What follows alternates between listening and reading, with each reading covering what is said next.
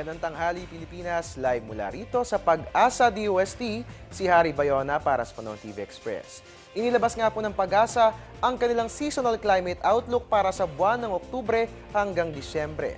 Ayon po sa nasabing abiso, ngayong buwan ng Oktubre hanggang Disyembre ay mangyayari po ang transition mula hanging habagat patungo sa hanging amihan. At 5 weather systems nga pong inaasahan para sa period na ito. Una pong tail of a cold front, pangalawa naman ang Intertropical Convergence Zone o ITCZ. Pangatlo pong easterly wave at pang-apat pong ridge of high pressure area at panghuli naman pong easterly so mga hangin galing sa silangan. Inaasahan din naman natin na mayroong 5 hanggang 8 bagyo na papasok sa ating bansa simula ngayong buwan hanggang sa Disyembre.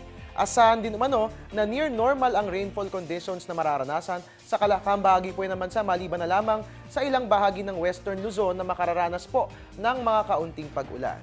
Above normal rainfall conditions naman ang mararanasan, dyan po yan sa Batanes, Guimaras, Biliran, Leyte at ganon din sa Zamboanga Peninsula, Basilan at Sulu during the latter part of the season. At yan nga po mga dapat asahan sa susunod po mga buwan natin sa atin ang seasonal climate outlook ng Pag-asa for the month of October to December. Magbabalik po ang Panahon TV Express makalipas ng isang paalala. Teng, ang package. Ma'am, sabi ng Air 21 on the road na. Ano, Teng? Ang package. Ma'am, sabi ng Air 21 na receive na. Okay, very good. Basta padala, sagot ka ng Air 21. May real-time delivery updates via text para worry-free ka. Teng, ang package, napadala mo na? Yes, ma'am, sa Air 21. Sa Air 21, sagot ko, padala mo. Mga kababayan, tuwing may bagyo, madalas nababanggit ang Philippine Area of Responsibility o PAR. Ano nga ba itong tinatawag natin na Philippine Area of Responsibility? Sabay-sabay po nating alamin yan dito lang sa Napapanahong Kaalaman.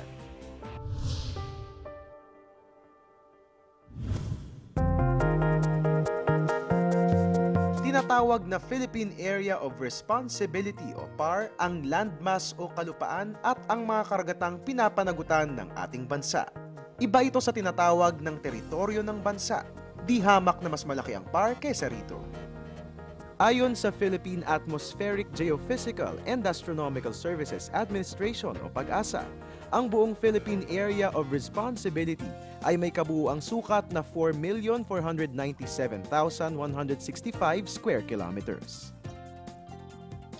Kasama sa boundary ng PAR ay ang West Philippine Sea sa West Area, Pacific Ocean sa East, Bashi Channel sa North, at Sulu Sea at Celebes Sea sa South Area.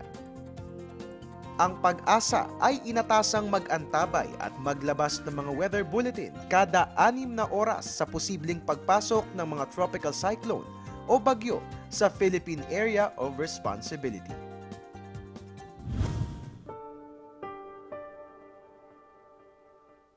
Ang programang ito ay hatid sa inyo ng Air 21. Sagot ko, padala mo!